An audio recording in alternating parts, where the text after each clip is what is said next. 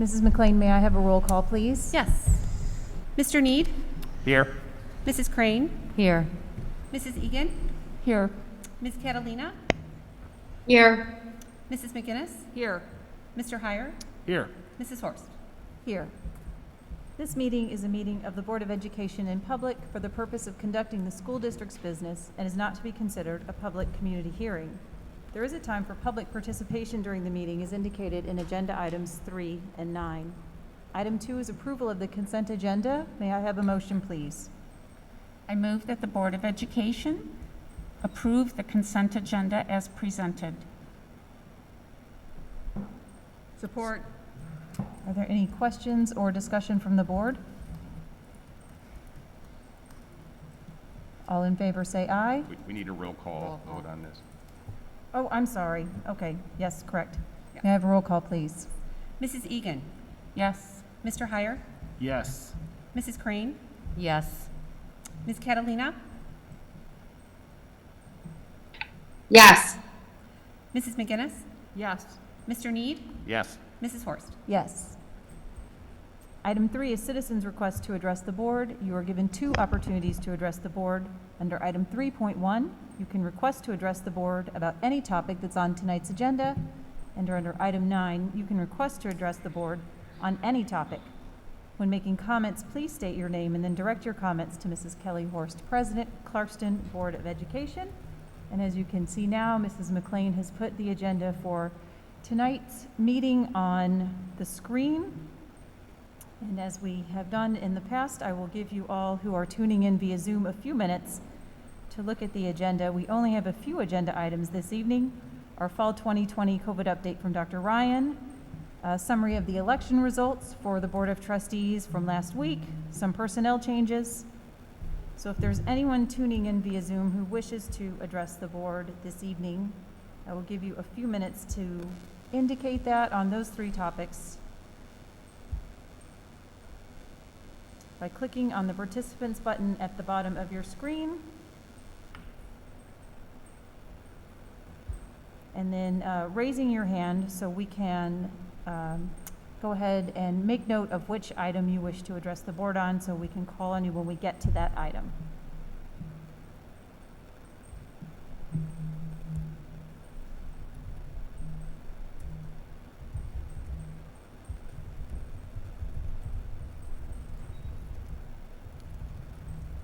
Right now, I am seeing no one at this moment that is indicating they would like to address the board on any topic that's on our agenda this evening.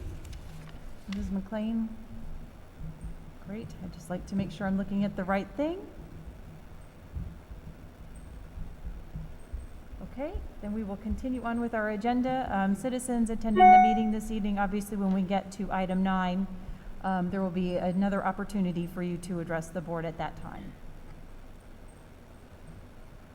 So item 4 is superintendent update, and I will turn it over to Dr. Ryan. Thanks, Horst. I think I'll save my comments as part of our overall COVID Fall 2020 update. Keep that the focus of our attention this evening. Certainly. Well, that is certainly next up on the agenda as we move into presentation items. So item 5.1 is our Fall 2020 COVID update. So I will turn it right back over to you then. Thank you, President Horst. Members of our board, community, staff who are tuning in tonight have obviously the tail end of some pretty significant updates that occurred this past week as part of Clarkston's community schools' continued efforts during this period of the global pandemic to do our best to offer our community, our students, our staff the safest and best and most, at least matching of times, educational programming that we can. This past week, on a couple different levels, we had difficult news. As far as the activity of COVID itself within our community, within our county, within our state, we had substantial climbs both in percent positivity and number of cases. We continue on a straight upward curve with respect to Michigan. And those trends very much were in line within Clarkston. And in working with the epidemiologist and infectious disease specialist at the Oakland County Health Division, focusing in on Clarkston as a community, I'm sorry to report that when you look at our county as a whole, and when the Epidemiologists divide our county up into 28 school districts that comprise the entire every mile of Oakland County. If you look at Clarkston, with respect to the other 27 other school districts in Oakland County, in our community, we have nearly twice the rate of the rest of our county right now in Clarkston. Talking to my colleagues in the Oakland County Health Department, they're very concerned about the Clarkston community and our transmission right now in terms of activity and what's going on in Clarkston in terms of COVID. They're very concerned and wanted me to share at least that we need to take heed and take notice that Clarkston is an outlier in Oakland County. And looking at the other handful of North Oakland County school districts like us that attempt and made a run at in-person learning, again, we have in rates of our community are nearly twice as high as those school districts attempting to have in-person education. And I think that our community needs to hear that this high rate didn't just happen overnight.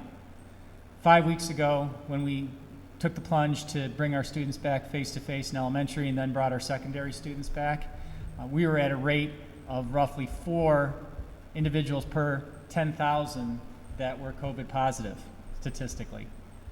And every week since then, we've doubled cases from 4 to roughly 9, to close to 20, to 40, to this past week 70. And our epidemiologists are expecting us to be well over 100 plus by mid this week. And that although other communities in Oakland County are increasing at a very substantial rate, we are still in Clarkston area setting the trend for Oakland County. Again, we in Clarkston are setting the trend for the transmission and the number of cases in Oakland County. It's very, very difficult for me to hear and understand, as I know that many of you out in our Clarkston community are doing their absolute best to make smart choices so that we can limit the spread in our county and in our community, but we're not being successful right now. And it has consequences as it relates to our schools. When individuals come in infected or become infected, there's immediate results when that is determined within our school boundaries, within our school walls. The amount of contact tracing and the amount of quarantining that has occurred over the last 2 weeks has been astounding, at least in any recollection that I've had over my career. Looking at within a week and a couple days that we had nearly 100 or over 100 staff members of all different classifications that were put on quarantine. We had nearly 600 students across our district in quarantine over this period of a week and some.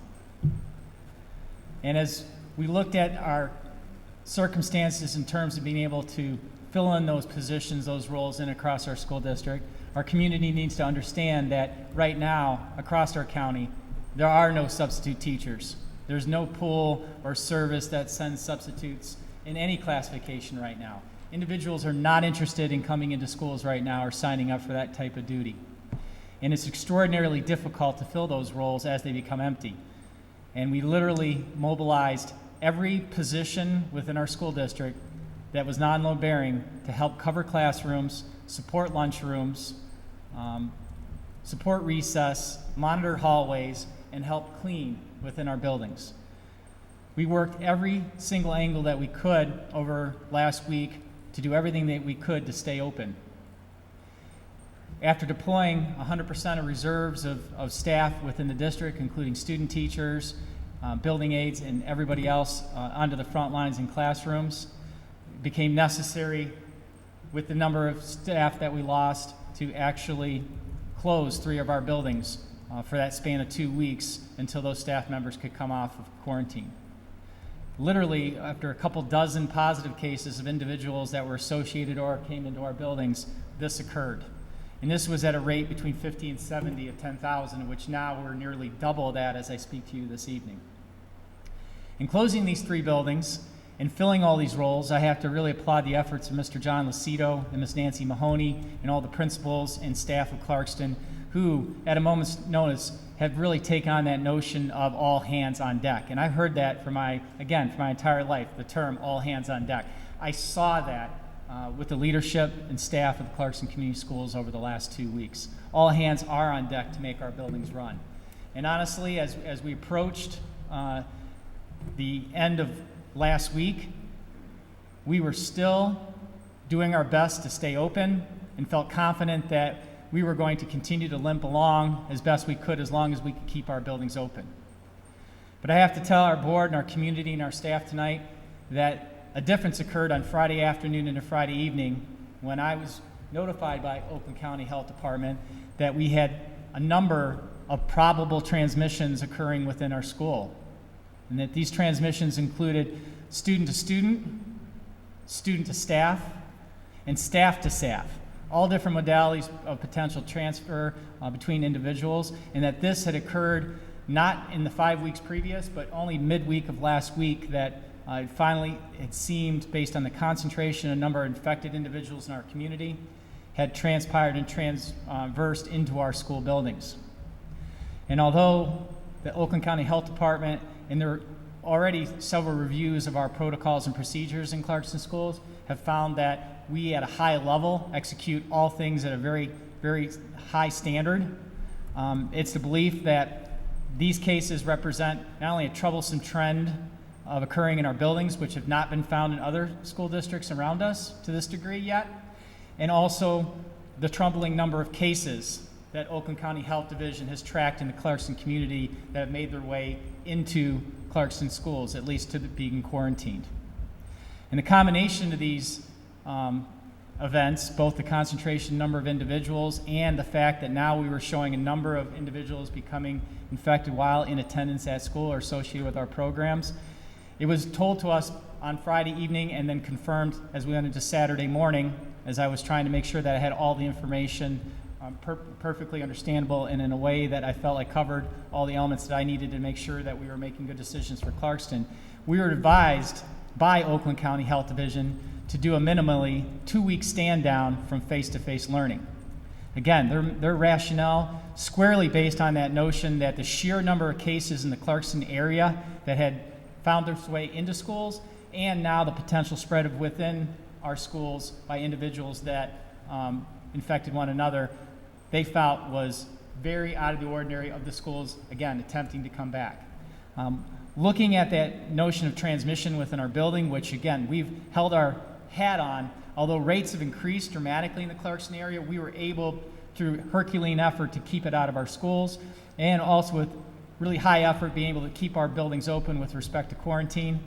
On Saturday morning, I determined that it was, at least for the temporary, that we needed to shut down our program for 2 weeks. And I stand by that recommendation right now and feel like that we have a number of things to do over the next 2 weeks to chart our next steps. From here on out, between now and when we return from Thanksgiving break, I'm going to, number one, work with Oakland County Health Division to research and investigate how those transmissions of cases, and to what degree, if there are others, because there's other potential ones that also occurred in other buildings, how they occurred, and did they represent a failure due to concentration of virus and just that there's so many people infected that protocols will eventually break down, even the best of them, or if there's anything that we can learn of any of the protocols that we employed that failed, that need to be improved or changed based on new information or circumstances.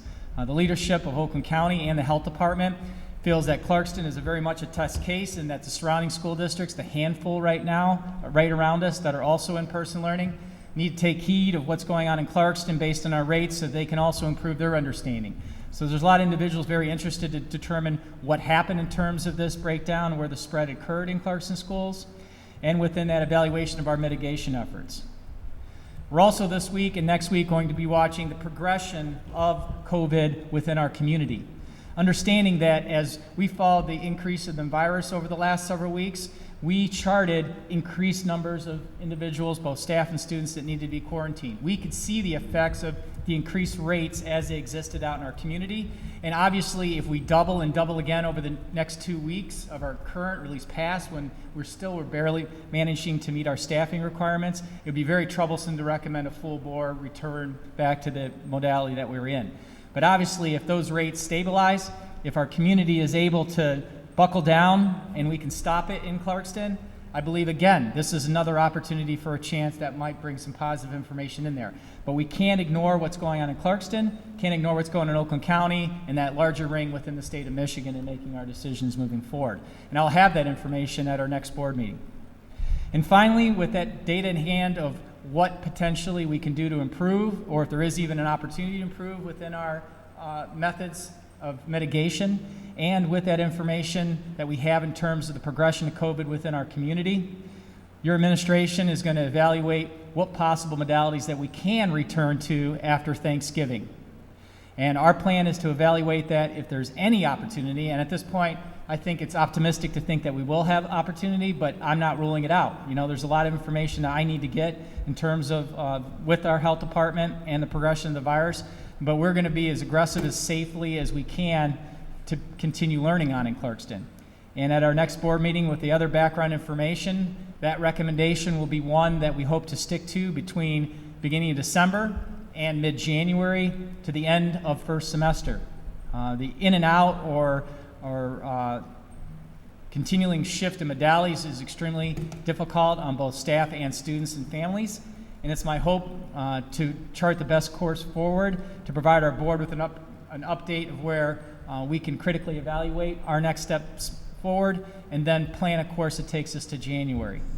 Obviously, a lot of things can change between December and January, but also over that period, there's a lot of concern with my colleagues at the health department just of what is going to happen around Thanksgiving and the Christmas holidays in terms of potential spread of the virus, and as we go into January.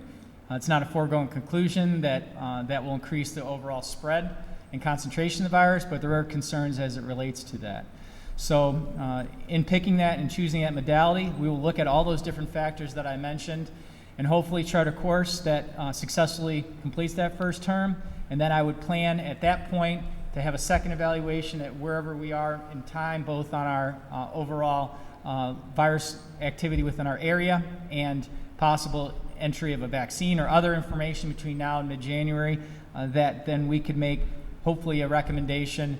And I'm always hopeful that it's going to be more towards the face-to-face and continuous instruction that way for the remainder of the school year. At this point, there's really no way to fully articulate what that might look like, but enough to say that we'll be prepared for everything and plan for many, many different contingencies and eventualities as they unfold. So that's where we sit this evening. And in the next 2 weeks, obviously, we'll be giving both our community and our Board of Education the best information that we have that will help influence and predicate our next moves as we move on to our next decision point. Obviously, within this margin of safety, we're going to do our absolute best. We, as an administration, our board, and the staff, feel the best move that we always have is to have students face-to-face. We have to do it in a way that we are responsible and thoughtful of the safety and welfare in a larger sense for our entire community. And that's where we're going to continue to move forward. And lastly, I just want to say anything that our community can do to help support our schools by making good decisions and limiting their contact where it might enhance the spread of COVID within the Clarkston area will be very much felt within the schools of what we're able to do, because this very much is a community effort.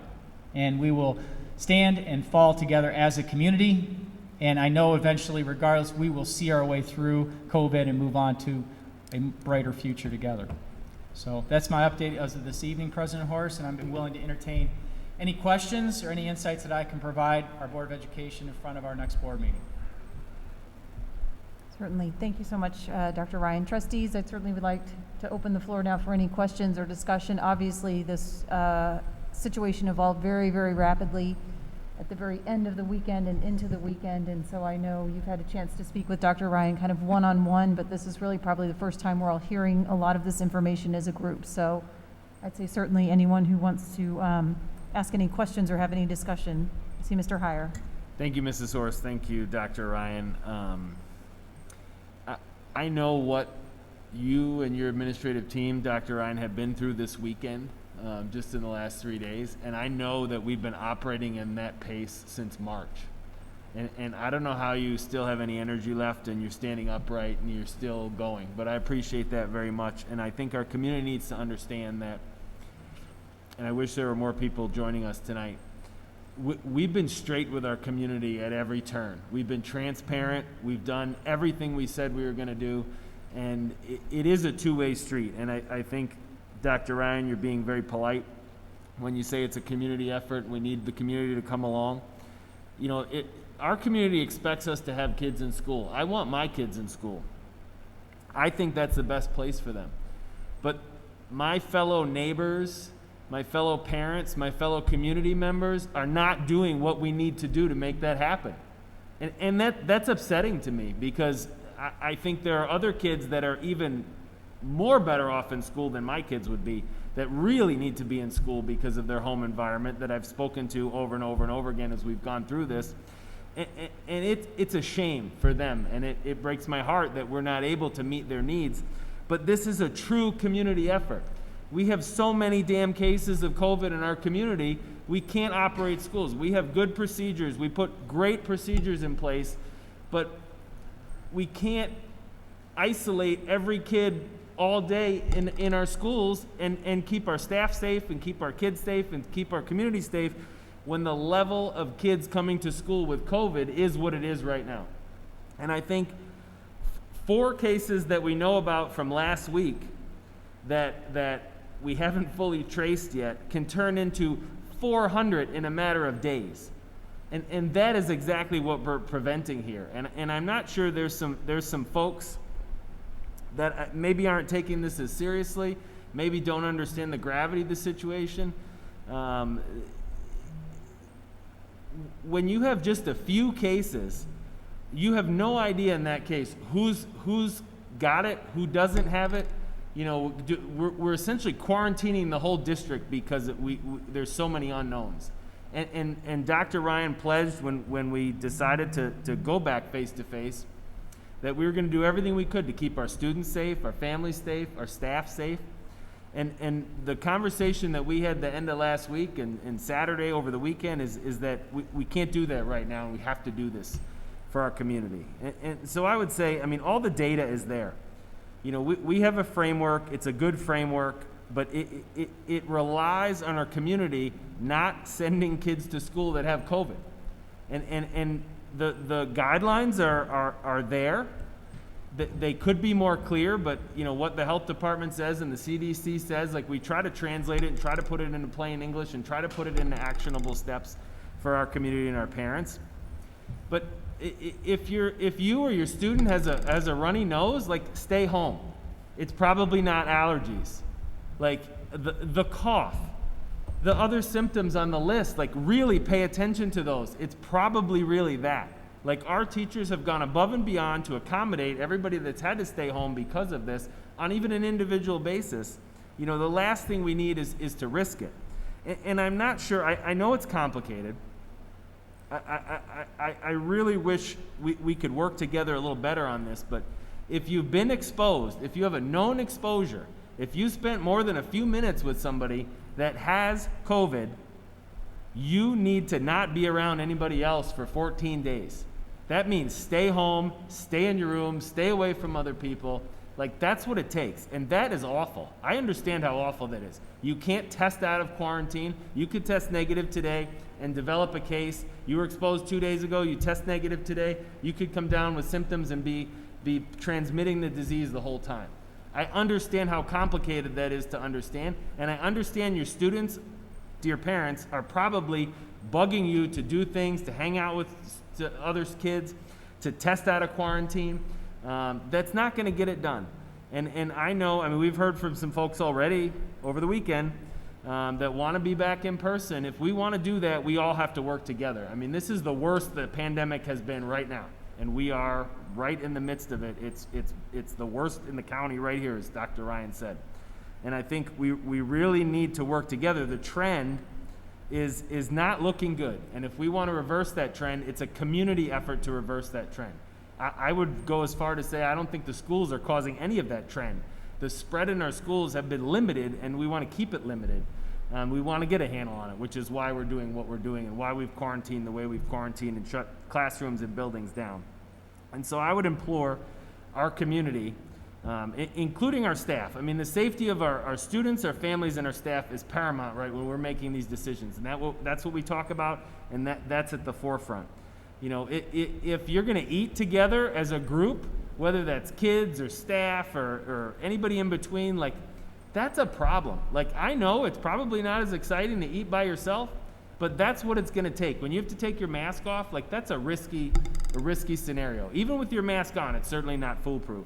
But the more you're without your mask, you know, I hear about sleepovers and fake homecomings and these different things that go on in our community, and I'm like, I think about those kids who are way better off in school than at home, and I really question, are those events, are those social interactions worth the price of those kids staying home? And I don't think they are, and I want to commend the handful of people that are in this room right now for doing everything that hopefully we can possibly do to make this work and bring these kids back to school.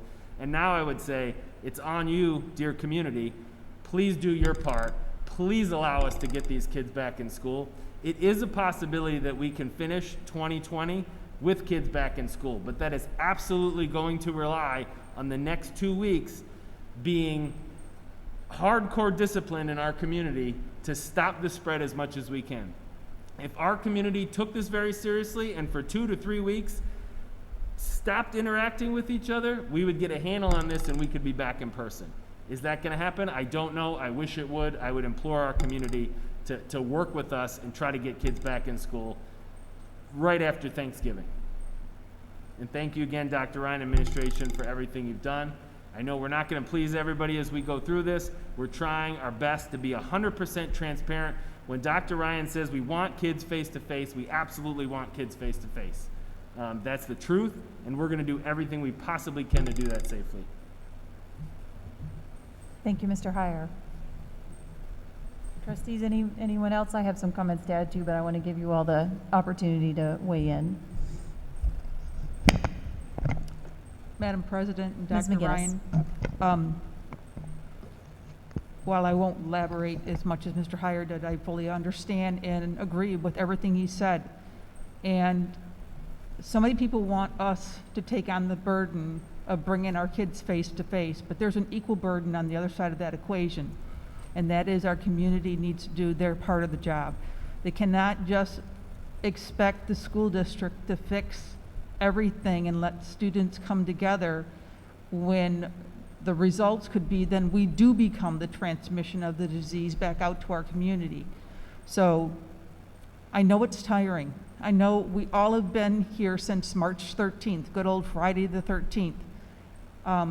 And we'll probably have another Friday the 13th come through us before this is all over with. And I have long been a believer that our children are far more resilient than we parents and adults give our kids credit for. And I feel it is a time for many of our parents to gain some resiliency themselves, to understand whether they politically agree or disagree with the processes that have been put out there, that if you want our public schools kids to come to school, that you need to be part of this equation. And the sooner we do it, the better. This winter isn't even, in my opinion, started. And so we're only in a position where if we don't conform to what we need to do so students can come to school, it's only has a chance to get worse.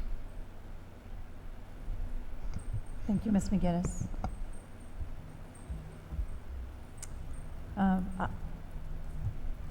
I would say, there's a reality here, and it's actually pretty simple in my book. We have been given as a public school district a set of parameters that we have to live by. And so frankly, I don't care what your politics are, and I don't care what your philosophy is about the pandemic or this virus. The one thing we have to live by as a school district is that if you have COVID or you are a close contact of someone with COVID, that is going to require a quarantine or an isolation in our school district. And that hampers continuity of learning. And that's it. That's it. And that's what we've been discussing since August. And that's been a big concern of a lot of ours, is how are we going to maintain school in light of that rule that's been handed down to us? And so, frankly, people that want to come to us and argue about how serious this is or not, I really don't want to hear it anymore. I think that ship sailed a long time ago, and whatever that argument is and whatever your belief about that is, it does not change or impact the fact that if COVID comes into our schools, and obviously it has, it causes chaos. It causes quarantines, it causes a loss of staff, it causes us to close buildings, and that, my friends, is what is causing us to take this pause for 2 weeks while we test our protocols, while we investigate how this is spreading in our schools. And so this isn't just about 2 or 3 cases. This is about the hundreds and hundreds and hundreds of people that are at home, that can't teach in our buildings, that can't attend school because they are on quarantine or isolation. And so let's keep that piece of data in mind. That is the reality of running a public school district in this day and age. And so that really is the metric that we all need to get behind and wrap our heads around. And so that's what I'm going to come back to you with when you write me that email and say, why are my kids not in school? And that's what we're going to have to really understand, is that this is like a spider web that is just going to keep spreading. And so I am behind this pause so we can just measure our protocols, so we can figure out if we are on top of the right things. We can get the assistance of the health department. I mean, I really hope this trend reverses, but I think we've seen over the last 5 weeks that it has gone one way. And I'm really hoping that in the next 2 weeks it does an abrupt turn, because we all want our kids in school. This has been a very clear direction, very clearly communicated to Dr. Ryan, to our community, that we all 7 of us support our kids being in school face to face. I don't think there's any doubt about that. But some very clear steps are going to have to be taken, and a very big change in direction is going to have to happen. But let's be clear about what that metric is. And that entire metric is related to quarantine and our ability to keep our staff and our students in school. Because if we don't have the students in school, what's the point? If we don't have the staff in school, who's teaching them? So let's keep that in mind. Anyone else want to chime in or have any questions or discussion for Dr. Ryan? Mrs. Egan. I will just be very brief.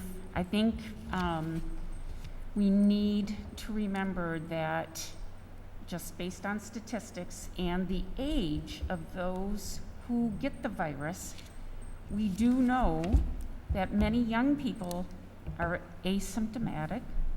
So we're not really trying to blame anyone, but we must understand that just because you don't think your child is sick does not mean they can walk around without a mask. It doesn't mean that taking them to other places or having other play dates with other kids doesn't mean that that virus is not spreading. And so we just need to keep that in mind. This is something we can't see.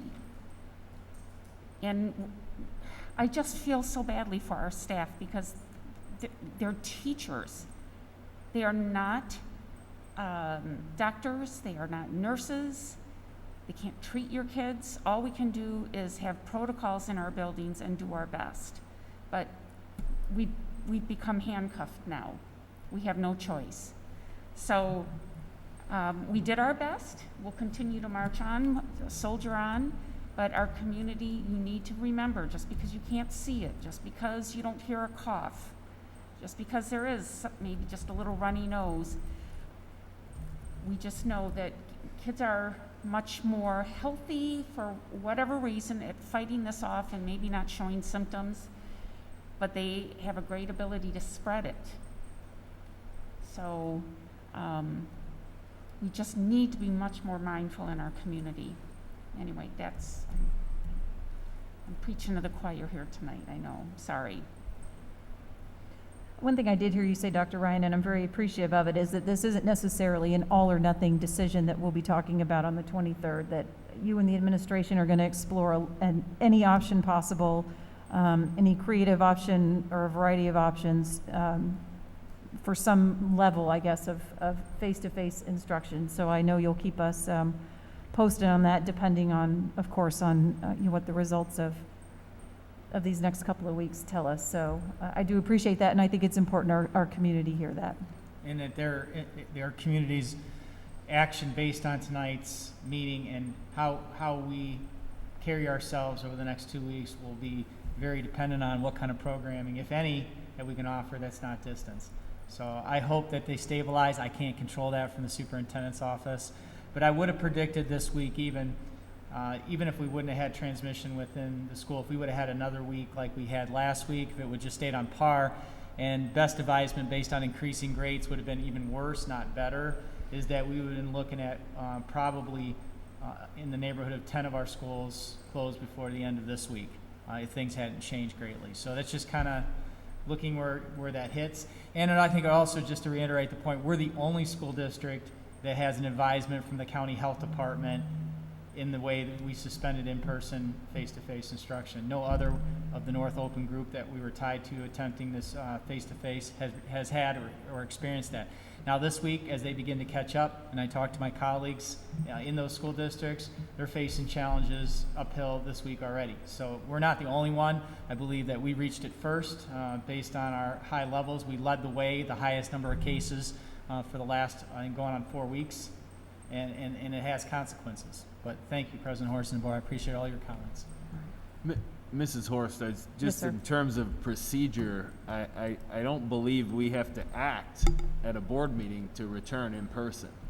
So I think the superintendent has the authority to take us back to distance learning and put us back virtual. And certainly this has been 100% collaborative where we've worked together, but I don't think we need board action. We've approved both modalities going forward, and I think which one we choose is an operational decision.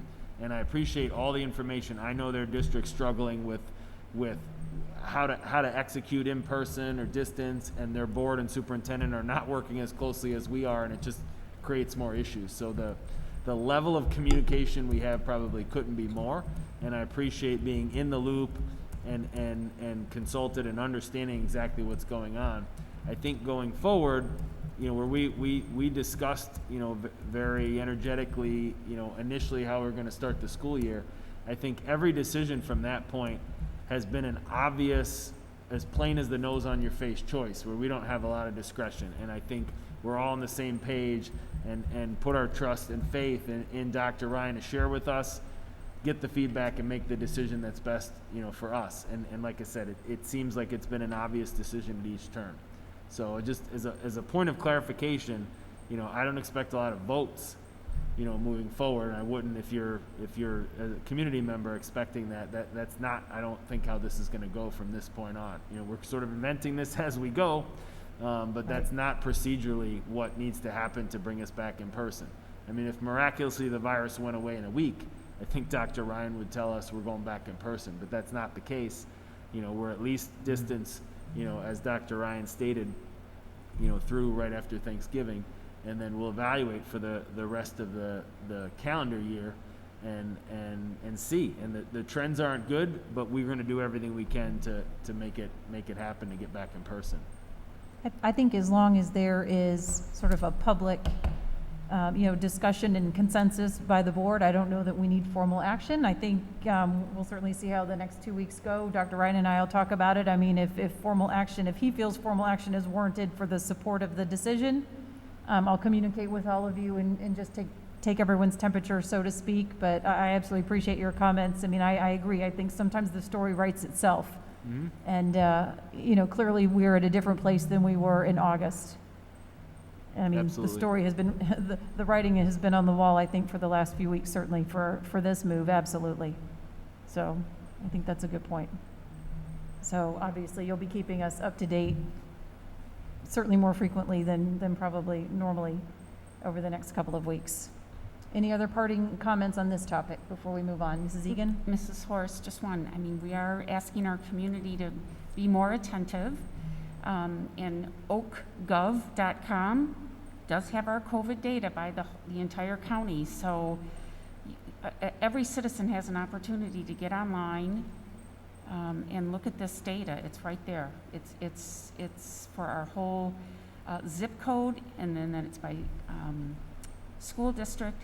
So I would just, in parting comments, ask everyone, be part of this and look at the data. Thank you. Yes, agreed. All right, thank you. We'll move on then to 5.2 is the November 3rd election results. I think Mrs. McLean is going to share those with us. Yes. As you know, we had 3 Board of Education seats on the November 3rd ballot, and our three incumbent board members all ran unopposed. So the results from the Oakland County Clerk's Office are as follows. Kelly Horst received 12,024 votes. Elizabeth Egan received 11,891 votes. Steve Heyer received 11,128 votes.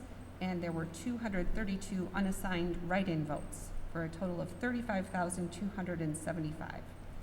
So our 3 board members, Mrs. Horst, Mrs. Egan, and Mr. Heyer, were all re-elected for 6-year terms beginning January 1, 2021. So congratulations to the 3 of you. Thank you so very much. Thank you to my fellow colleagues for running yet again. I look forward to serving with you both for 6 more years. I've learned so much from both of you, and yeah, run it again. I mean, I think this team is tremendous. I appreciate all of you so very, very much. I think we have certainly a very high level of respect for each other, a very high level of trust for each other and for our administration. I think it's made a world of difference in terms of how we have navigated through these last 6 months and will continue to navigate and lead through the foreseeable future. So thanks to all of you, and congratulations, Mr. Heyer and Mrs. Egan. I look forward to the next 6 years. Okay, item 6 is action items, approval of personnel changes. May I have a motion, please? I move the Board of Education approves the personnel changes as listed. Support. Are there any questions or discussion on the personnel changes? All in favor say aye. Aye. Any opposed? That motion carries. Item 7 is report items. There are none. Item 8 is discussion items. There are none. Item 9 is citizen comments. Citizens are welcome to address the board on any topic at this point. I again will go to our attendees watching via Zoom. Ladies and gentlemen, this is your opportunity to address the board on any topic this evening. Again, our procedure is to click on the participants button at the bottom and then the raise hand feature if you wish to address the board this evening. I'll give you just a moment to do that.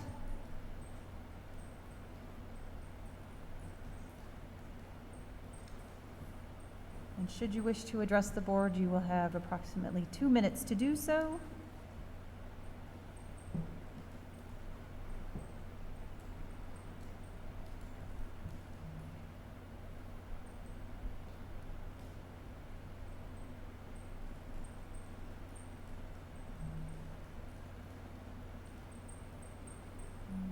Scrolling down our list, but I am not seeing anyone who is indicating that they wish to address the board.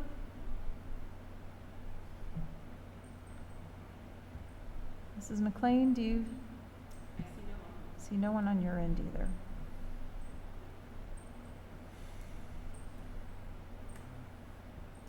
Okay, then we'll move on to item 10, information items. 10.1 is our next Board of Education meeting, which is Monday, November 23rd at 7 p.m. We will be back here in person with the Zoom link for participants as well.